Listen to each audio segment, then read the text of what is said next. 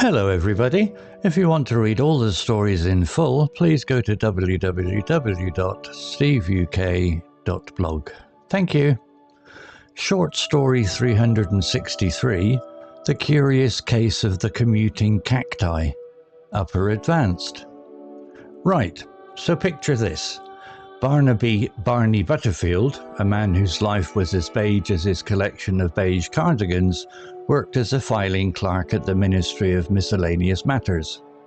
His days were spent alphabetising, paperclips and arguing with the temperamental photocopier, affectionately nicknamed the Beast.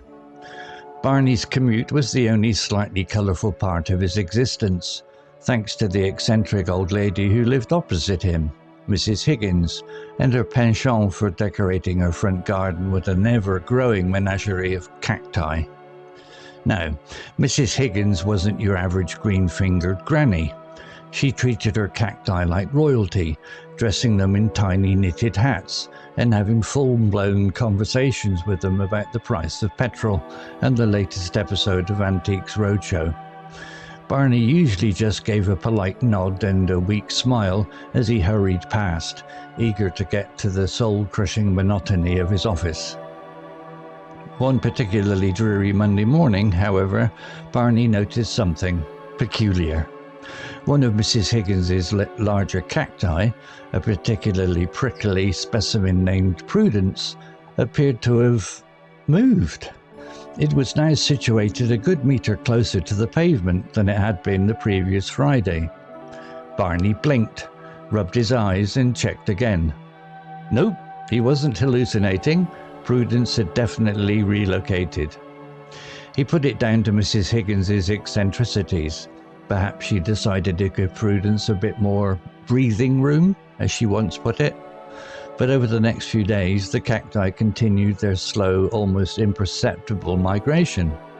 First Prudence, then Bartholomew, a tall, skinny cactus with a penchant for bobble hats, and then a whole host of smaller, spikier companions. They were inching their way towards the bus stop. Barney became obsessed. He started timing their movements, noting down their progress in a small, beige notebook.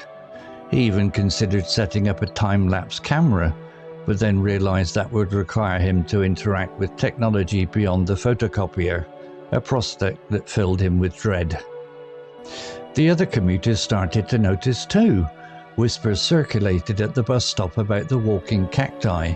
Some suggested they were aliens in disguise, others blamed the government, and one particularly imaginative individual proposed that they were training for a cactus Olympics. One morning, Barney arrived at the bus stop to find Mrs. Higgins in a heated discussion with the traffic warden. The cacti had now completely blocked the pavement, forcing pedestrians to walk in the road. "But officer," Mrs. Higgins protested, brandishing a half-eaten custard cream, "they're just trying to catch the bus. They're ever so keen on the 27 to Tunbridge Wells. They've heard they have a lovely botanical garden there." The traffic warden, a man clearly not paid enough to deal with ambulatory cacti, looked like he was about to spontaneously combust. "Madam," he spluttered, "cacti do not catch buses. They are plants. They stay in the ground." At this point, Barney, driven by a sudden surge of, well, something other than beigeness, stepped forward.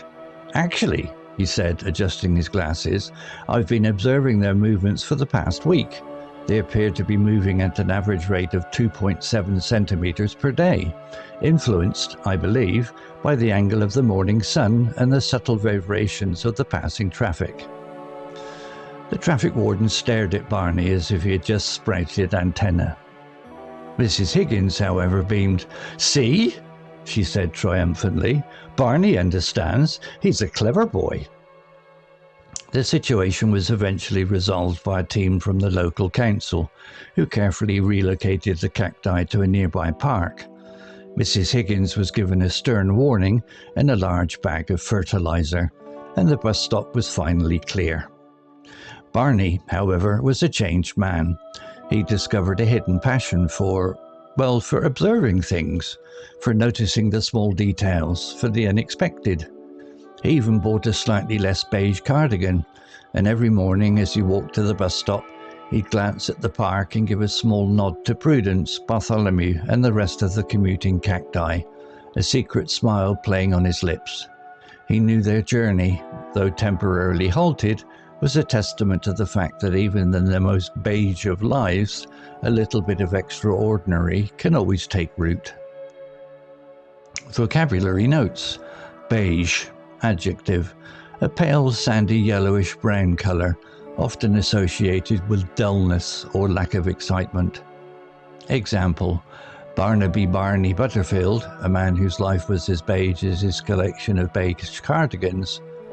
This emphasises the dull and monotonous nature of Barney's life. Similar words: neutral, drab, dull, off-white, sandy, fawn. Nuance. While all these words describe similar colours, beige specifically carries the connotation of being uninteresting or bland.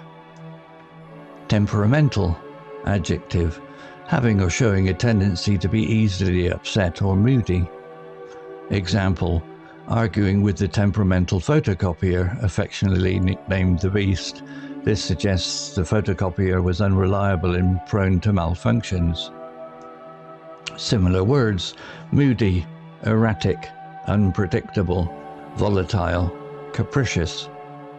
Nuance. Temperamental often implies that the mood swings are frequent and somewhat unpredictable, like a person's temperament. Penchant, noun, a strong liking or inclination for something. Example, Mrs. Higgins and her penchant for decorating her front garden with an ever-growing menagerie of cacti. This shows Mrs. Higgins had a strong preference for cacti. Similar words: fondness, liking, preference, inclination, affinity. Nuance. Penchant suggests a strong and often somewhat unusual preference. Imperceptible, adjective, so subtle or gradual as to be impossible to perceive. Example, but over the next few days, the cacti continued their slow, almost imperceptible migration. This means the cacti moved so slowly that it was difficult to notice. Similar words: subtle, gradual, minute, negligible, undetectable. Nuance. Imperceptible emphasizes the extreme difficulty in noticing the change. Hallucinating, verb, experiencing seemingly real perceptions that are not actually present. Example, nope, he wasn't hallucinating. Prudence had definitely relocated. This confirms that Barney was seeing something real, not imagining it. Similar words: delusional, imagining things, seeing things, having visions. Nuance. Hallucinating implies a more serious distortion of reality than simply imagining something. Menagerie, noun, a collection of wild animals kept in captivity for exhibition, a strange or diverse collection of people or things. Example, her penchant for decorating her front garden with an ever-growing menagerie of cacti. Here it refers to a diverse collection of cacti. Similar words: collection, assortment, array, variety, aggregation. Nuance. Menagerie often suggests a somewhat chaotic or unusual collection. Spontaneously combust, verb, to burst into flames without an external source of ignition, often used humorously or hyperbolically. Example, the traffic warden looked like he was about to spontaneously combust. This is a humorous exaggeration to show how frustrated the traffic warden was. Similar words: explode, erupt, burst, blow up. Nuance. Spontaneously combust is a dramatic and often humorous way to describe someone becoming extremely angry or stressed. Spluttered, verb, to make a series of short, explosive spitting or choking sounds, often used when someone is struggling to speak due to strong emotion. Example: "Madam," he spluttered, "cacti do not catch buses." This shows the traffic warden was flustered and struggling to express himself clearly. Similar words: stuttered, stammered, mumbled, faltered. Nuance: spluttered specifically suggests short, explosive sounds, often due to anger or surprise. Testament, noun, something that serves as a sign or proof of a particular fact, event, or quality. Example: a testament to the fact that even in the most beige of lives, a little bit of extraordinary can always take root. This means the cacti's journey proved that even ordinary lives can have extraordinary moments. Similar words: proof, evidence, testimony, demonstration, confirmation. Nuance: testament often implies a strong and undeniable piece of evidence. Story written by Google Gemini 2.0 AI. To read all the stories in full, please go to www.steveuk.blog. Thank you. Hello, this is Steve. If you enjoyed the story, please would you take the time to leave a meaningful comment and click on the like icon. If you want to know when the next story has been uploaded, please click on the notify bell icon to be notified. If you haven't already, please subscribe to my channel and tell your English learning friends so they can benefit too.